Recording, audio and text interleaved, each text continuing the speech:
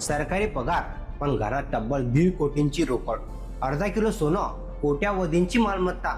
एवढं गबाळ नेमकं कुठून आलं? एक सरकारी अधिकारी आणि घरात पैशांचा अक्षरशः खजिना. हा पैसा पगारातून जमला की भ्रष्टाचारातून?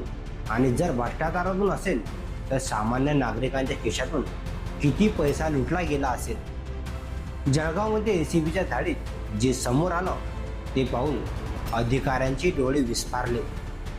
1.5 कोटींपेक्षा जास्त रोकड, लाखो रुपयांचं सोनं, जमिनीचे कागदपत्र आणि त्यानंतर घरात मध्यरात्री घुसलेले नातेवाईक.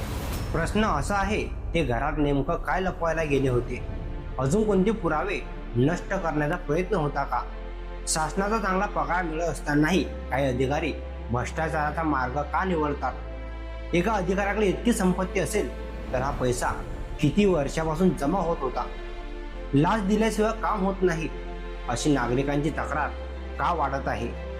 हा फक्त एका अधिकाराचा प्रकार आहे की यामागे मोठं भ्रष्टाचाराचं रॅकेट आहे? एसीबीच्या कारवाईनंतर अजून किती धक्कादायक खुलासे होणार? या धाडीत नेमकं काय काय सापडलं? किती रोकड, किती सोनं, कोणती कागदपत्र जप्त झाली आणि मध्यरात्री घरात शिरलेल्या 2 नातेवाईकांचं नेमकं रहस्य काय? या प्रकरणातील प्रत्येक धक्कादायक खुलासा आम्ही तुम्हाला दाखवणार आहोत. त्यामुळे हा व्हिडिओ शेवटपर्यंत नक्की पहा, कारण प्रत्येक मिनिटाला एक नवा प्रश्न उभा राहतो आणि प्रत्येक प्रश्नाचं उत्तर हादरवून टाकणार आहे. नमस्कार मंडळी, मी उमेश शेटणारे आणि आपण पाहता विदर्भ लाईव्ह. जळगावमधील विष्णुनगर परिसरातील साईप्रभा सोसायटीत एसीबीच्या पथकाने मध्यरात्री धडक कारवाई केली. अकोल्यात जिल्हा मुख्य मुद्रांक अधिकारी म्हणून कार्यरत असलेल्या किरण चौधरी यांच्या घराची तब्बल 10 तास झाडाझडती घेण्यात आली. दुपारी 4 वाजता सुरू झालेली ही कारवाई मध्यरात्री 1 वाजेपर्यंत सुरू होती. या तपासात जे समोर आलं त्याने सर्वांना धक्का बसला. घरातून 1,53,84,630 रुपयांची रोख रक्कम जप्त करण्यात आली. विशेष म्हणजे एवढी मोठी रोकड एका सरकारी अधिकाऱ्याच्या घरी नेमकी कशी आली, हा आता सर्वात मोठा प्रश्न बनला आहे.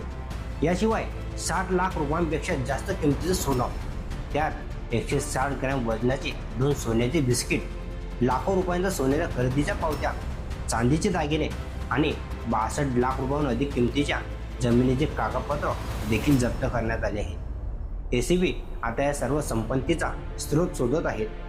ही संपत्ती अधिकृत उत्पन्नातून जमा झाली की यामागे भ्रष्टाचाराचं मोठं जाळं जमलं आहे? या तपासातून आणखी कोणते धक्कादायक खुलासे होणार याकडे आता संपूर्ण राज्याचं लक्ष लागलेलं आहे.